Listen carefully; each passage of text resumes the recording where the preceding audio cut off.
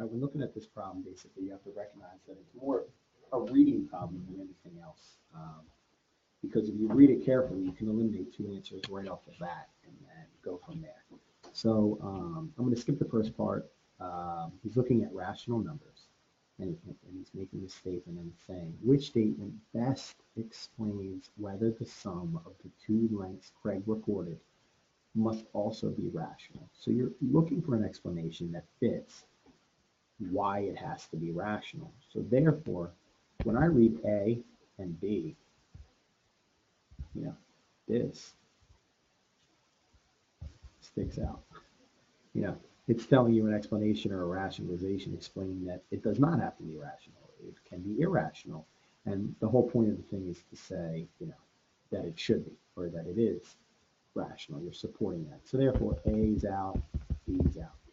That helps. When you look at problems like this and you're doing problems and you're not quite understanding what's going on, just read it and try to see if there's something that sticks out to you. Obviously, it sticks out to me because I'm teaching this every day.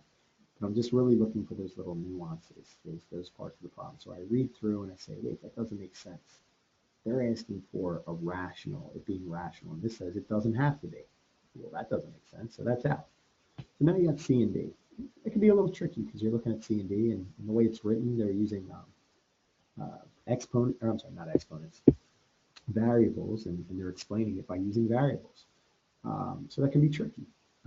So just kind of have to look, and it's saying the sum, right? The sum of the two lengths. So they're saying the sum is A, C, and B, D.